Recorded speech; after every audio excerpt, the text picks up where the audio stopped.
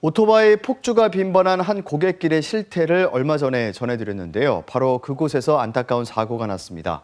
보도 이후 보름도 안 된 지난 주말 이 고갯길에서 40대 오토바이 운전자가 숨졌습니다. 송국회 기자입니다. 빠른 속도로 달리던 오토바이가 커브길을 돌다 미끄러집니다. 가드레일을 들이받은 오토바이는 반대편 도로까지 튕겨나갑니다. 오토바이를 몰던 40대 운전자는 결국 숨졌습니다. 119. 사고가 난 지점은 이른바 라이딩 성지로 불리는 충북 보은군 피발령 고개입니다. 얼마 전 KBS가 이곳에 위험한 오토바이 폭주 실태를 고발한 지 불과 보름 만의 사망사고입니다. 달렸는데 목포구가 더 미끄러지고 여기서 다른 사람이요.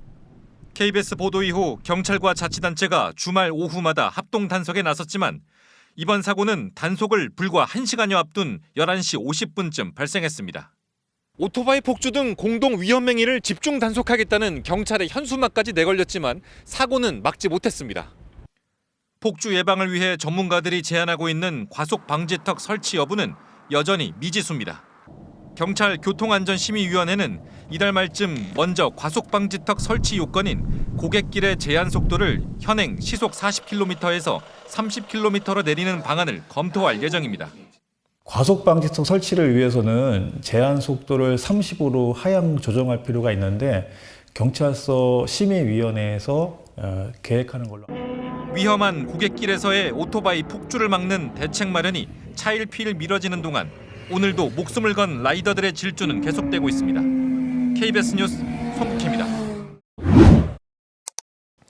지난 주말 평화로 무수천 사거리 차량 9대 연쇄 추돌 당시 브레이크가 작동하지 않았다는 화물차 기사의 진술을 경찰이 확보했습니다. 문제는 해당 구간에서 비슷한 사고가 반복되고 있다는 겁니다. 민소영 기자가 취재했습니다. 편도 2차로 도로에 여러 대의 차가 뒤엉켜 있습니다. 사고 충격으로 차체들이 종잇장처럼 구겨졌습니다. 3.5톤 화물차가 앞선 차들을 뒤에서 들이받으며 차량 9대가 뒤엉키는 연쇄 추돌 사고가 난 겁니다.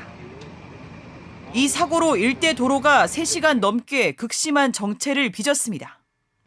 경찰은 50대 화물차 운전자를 교통사고 처리 특례법상 치상 혐의로 입건했습니다. 운전자는 브레이크를 밟았지만 제동이 안 됐다고 경찰에 진술한 상황. 경찰은 국립과학수사연구원에 차량 감정을 의뢰하고 속도 위반 여부 등 사고 경위를 조사하고 있습니다.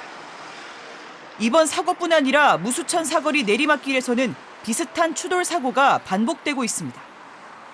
2011년 11월과 12월에는 4.5톤 화물차가 신호 대기 중이던 차를 들이받으며 차량 여러 대가 추돌해 다수의 인명피해가 발생했고 2014년과 2015년에도 대형 연쇄 추돌 사고가 나는 등 크고 작은 사고가 잇따랐습니다. 추돌 사고가 자주 일어나면서 10년 전부터 차량 제한 속도를 더 낮추고 차량 감속을 유도하는 장치도 설치했지만 내리막 구간에서 사고는 끊이지 않고 있습니다.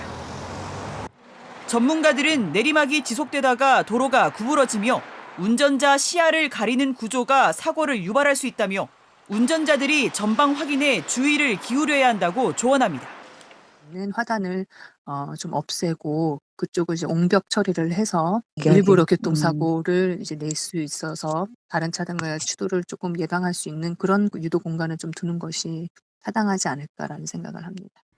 또 화물차의 경우 풋브레이크를 장시간 사용할 경우 브레이크 유압이 과열돼 제동 장치가 작동하지 않을 수 있어 엔진 브레이크 사용을 습관화하고 관련 표지판을 설치하는 것도 필요하다고 전문가들은 강조합니다. KBS 뉴스 민소영입니다.